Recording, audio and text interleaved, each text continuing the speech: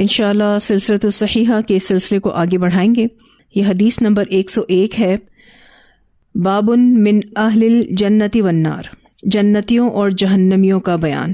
ابن عباس رضی اللہ تعالی عنہما سے مروی ہے، کہتے ہیں رسول اللہ صلی اللہ علیہ وسلم نے فرمایا، جنت والا وہ شخص ہے جس کے کانوں میں اللہ تعالیٰ اچھی تعریف لوگوں کی طرف سے ڈالتا ہے اور وہ سن رہا ہوتا ہے، یعنی اس کی خبر اس شخص کو مل رہی ہوتی ہے.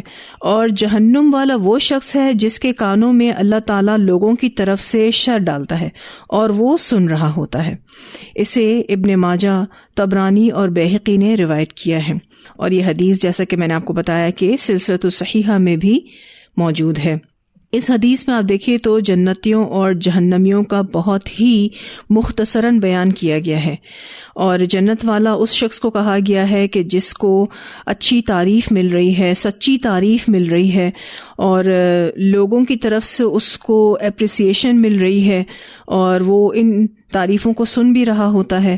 اور جو جہنم والا ہے وہ شخص ہے کہ جس کے کانوں میں اللہ تعالیٰ لوگوں کی طرف سے شر ڈالتا ہے، یعنی اس کی برائی ہو رہی ہوتی ہے اور وہ برائیاں اس تک پہنچ رہی ہوتی ہیں. تو جو بھی توحید والا بندہ ہوتا ہے، نیک بندہ ہوتا ہے، اگر مسلمانوں میں سے کوئی ان کی تعریف کر رہے ہیں تو پھر یہ اس کے لیے رحمت اور جنت میں داخلے کا سبب ہے انشاءاللہ. اور اسی طرح سے کسی کے متعلق اگر اس کے غلط کردار کے بارے میں بات ہو رہی ہے یا اس کی بری عادتوں کے بارے میں بات ہو رہی ہے تو یہ اس کے لیے لعنت کا سبب ہے، اور اسی طرح سے جہنم میں داخلے کا بھی سبب بنے گا. بعض دفعہ آپ دیکھیے کہ کسی کو جھوٹی تعریف ملتی ہے تو وہ اپنے آپ کو اچھا سمجھنے لگتا ہے. اللہ تعالی ہمیں سچی ناموری نصیب کرے. اگر ہمیں سچی تعریف نصیب ہو تو ہمارے اندر یہ احساس ہونا چاہیے کہ جو بھی کام ہم نے کیا وہ اللہ کی توفیق سے کیا اور اللہ تعالیٰ اس کو قبول بھی فرمائے. میں بڑی ہی پیاری دعا مسلم میں پڑھ رہی تھی. اس دعا کے الفاظ کچھ یوں ہیں: انی اعوذ باللہ ان اکون فی نفسی عظیما وعند اللہ صغیرا. میں اللہ کی پناہ مانگتی ہوں اس بات کی کہ میں اپنے آپ کو بڑا سمجھوں اور اللہ کے ہاں چھوٹی سمجھی جاؤں. یعنی یوں تو اپنی نظروں میں انسان اچھا ہو لیکن اللہ کی نظروں میں وہ حقیر ہو. تو اللہ تعالیٰ ہمیں ایسے لوگوں میں ہونے سے بچائے. اللہ ہمیں سچی ناموری نصیب کرے.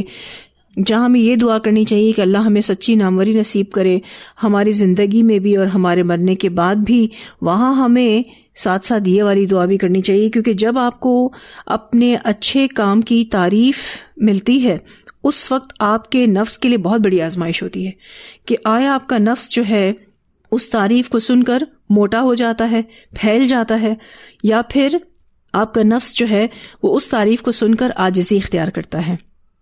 ٹھیک ہے جی. تو اس حوالے سے اپنی ضرور جو ہے وہ جانچ کیا کریں، کیونکہ بعض دفعہ ہمیں کچھ ایسے کاموں کی بھی تعریف مل رہی ہوتی ہے جو ہم نے نہیں کیے ہوتے. تو اللہ تعالیٰ ہمیں جھوٹی تعریفوں سے بچائے کہ ہماری کوئی کرے یا ہم کسی کی کریں. ٹھیک ہے نا. اور اگر ہم بھی کسی کی تعریف کریں تو سچی ہی کریں. اور تعریف کبھی کبھاری اچھی لگتی ہے، ہر وقت جو ہے وہ تعریف کا کرنا، یعنی ہم خود سے کسی کی تعریف ہر وقت کرتے رہیں تو یہ بات بھی مناسب نہیں ہے. یہ بات اس شخص کو اس کے نفس کی آزمائش میں مبتلا کر سکتی ہے. ٹھیک ہے جی. اگلی جو حدیث ہے وہ اللہ سے حیا کرنے کا بیان ہے. الحیاء من اللہ. سعید بن زید انصاری رضی اللہ تعالیٰ عنہ سے مروی ہے، ایک آدمی نے کہا، اے اللہ کے رسول صلی اللہ علیہ وسلم مجھے نصیحت فرمائیں. آپ صلی اللہ علیہ وسلم نے فرمایا، میں تجھے نصیحت کرتا ہوں کہ تو اللہ تعالیٰ سے اس طرح حیا کر جس طرح تو اپنے قوم کے نیک شخص سے حیا کرتا ہے. یہ روایت جو ہے وہ مسند احمد میں آتی ہے، اسی طرح سے بیہقی میں آتی ہے، اور سلسلۃ الصحیحہ میں یہ حدیث موجود ہے. اب آپ دیکھیں تو ایک مثال سے نبی اکرم صلی اللہ علیہ وسلم سمجھا رہے ہیں کہ ہمیں کس طرح اللہ تعالیٰ سے حیا کرنی ہے. اللہ تعالیٰ سے حیا کرنے کا مطلب کیا ہے؟ اس بات کا احساس ہونا کہ اللہ ہمیں دیکھ رہا ہے. ٹھیک ہے. ہر مسلمان کے دل دماغ میں یہ بات ہونی چاہیے کہ اللہ مجھے دیکھ رہا ہے. تو یہ احساس لازمی طور پر ہمیں ہر قسم کی برائیوں سے بچائے گا. جب ہم اس بات کا احساس کریں گے کہ اللہ ہمیں دیکھ رہا ہے، اللہ ہم پر پوری توجہ کیے ہوئے ہے، تو اس احساس کی برکت سے آدمی ہر قسم کی برائی سے محفوظ رہ سکتا ہے.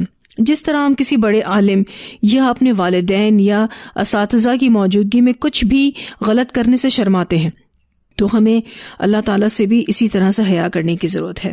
جیسے کہ ایک مثال سے نبی اکرم صلی اللہ علیہ وسلم نے یہاں سمجھایا کہ تو اللہ تعالیٰ سے اس طرح حیا کر جس طرح تو اپنے قوم کے نیک شخص سے حیا کرتا ہے. جب ہم کسی بڑے کی موجودگی میں، کسی عالم کی موجودگی میں، اپنے کسی استاذ کی موجودگی میں کوئی بھی غلط کام کرنے سے اپنے آپ کو بچاتے ہیں، بالکل اسی طرح سے ہمیں اللہ تعالیٰ کی موجودگی کا بھی احساس ہونا چاہیے. یعنی اللہ تعالیٰ ہمیں دیکھ رہا ہے، وہ اپنی قدرت اور علم کے ساتھ ہمارے ساتھ ہے، تو اس بات کا احساس ہمارے اندر ہونا چاہیے. تو انشاءاللہ تعالیٰ ہم گناہوں سے اور غلط کاموں سے خود کو بچا لیں گے. آپ صلی اللہ علیہ وسلم نے مختصر انداز میں اہم ترین وصیت ہمیں کی ہے اور برائیوں سے بچنے کا بہترین طریقہ بتا دیا. اللہ تعالی ہم سب کو بہترین عمل کرنے کی توفیق عطا فرمائے.